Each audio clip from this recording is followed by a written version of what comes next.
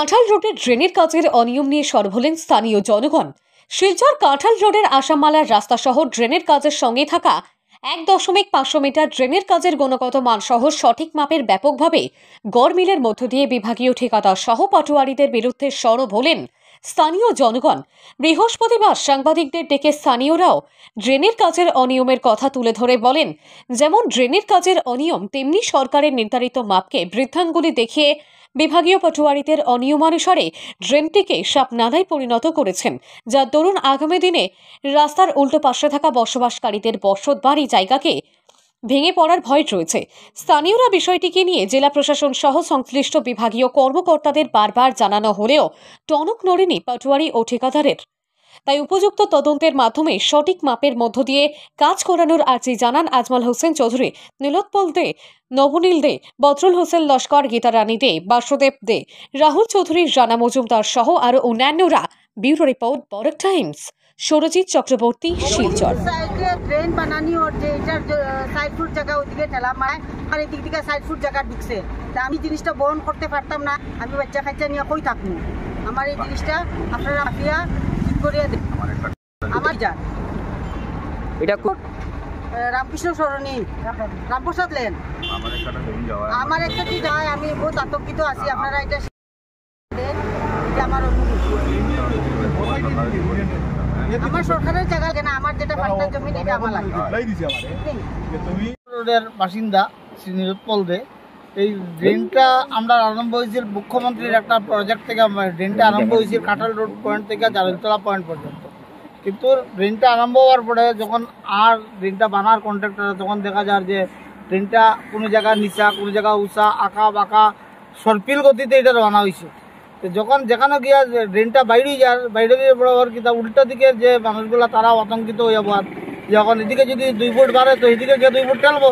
এই 2 ফুট ঠেলাঠেলি করার লাগে উল্টা দিকের মানুষের যে আতঙ্কর সৃষ্টি হয়েছে, সেই আতঙ্কর লেগে আমরা চাইলাম যে যেভাবে সেটেলমেন্টরা জরিপ করিয়া গেছে সেই জরিপ অনুযায়ী সুজা হইয়া যে ড্রেনটা আমার জায়গা পর্যন্ত যাইত।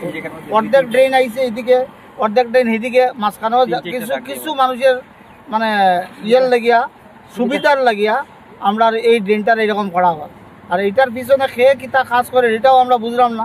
আমরা ডিসির কাছে গেছি, সবের কাছে, তারপরে সেটেলমেন্ট সবের কাছে আমরা জানানোর পরেও এটার কোনো পাওয়া যায় না।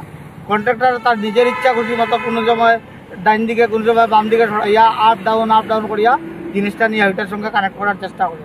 করার সত্ত্বেও এখানে আরও কিছু আছে, এখানে কিছু রাজনৈতিক আলাপ আলোচনাও শুরু হয়ে যায় এটার উপরে। এটা আমরা কোনো রাজনৈতিকভাবে যাইতেও চাই না কিছু না। আমরা লোকাল পাবলিক হিসাবে আমরা অনুরোধ যে এইটা ডিসি সাহেব আইয়া বা সেটেলমেন্ট আইয়া জিনিসটার পালা করিয়া করুকা, পালা করিয়া সুন্দরভাবে যাতে জিনিসটা হয়। এটা তার 1 দিন 2 দিনের ড্রেন না, কাঁচা ড্রেন না, এটা পার্মানেন্ট ড্রেন। সেই পার্মানেন্ট ড্রেন হিসাবে এটা ফুটপাথ হিসাবে ইউজ করা হইব। তো যদি সোজাসুজি হয় তা আমরারও সুবিধা, জিনিস সমানভাবে গেল, সরকারের কোনো থাকলো না, অভিযোগ নাই, কিচ্ছু নাই। তার লেগে আমার অনুরোধ ডিসি উপায়ুক্ত সাহেবের কাছে যে তাই না ওকা সেটেলমেন্ট লইয়া ওকা সুন্দরভাবে মাপযোগ করিয়া দিয়া এটা সুন্দরভাবে যাতে সম্পন্ন করে। ধন্যবাদ।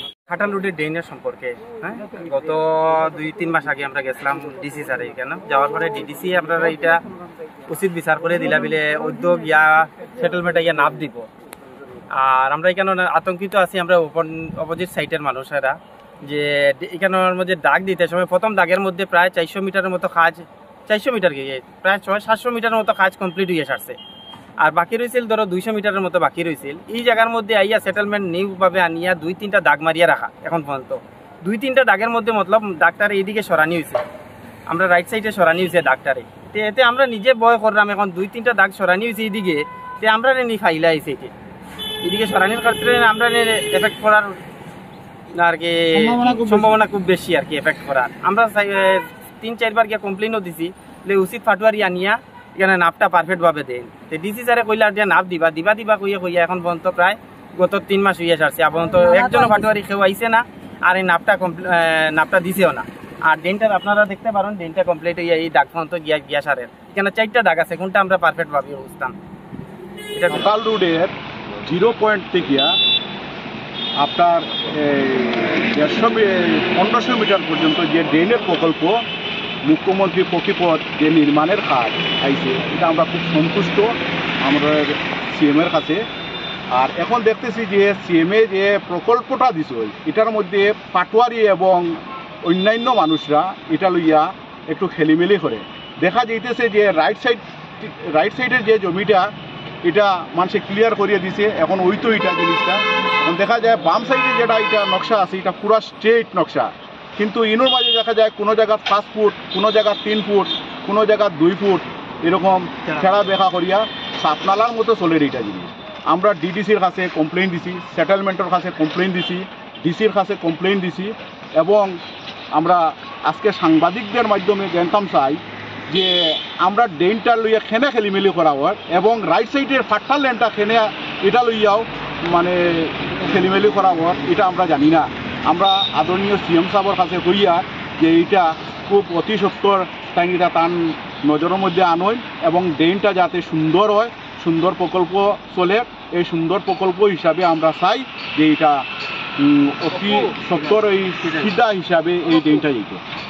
আর আরেকটা আছে কন্ট্রাক্টর ডে সেটেলমেন্টে যাওয়া পরে কয় আমরা মাফিয়া দিছি, এটা কন্ট্রাক্টরের কাছে একটা ফিল্ড বুক থাকার দরকার।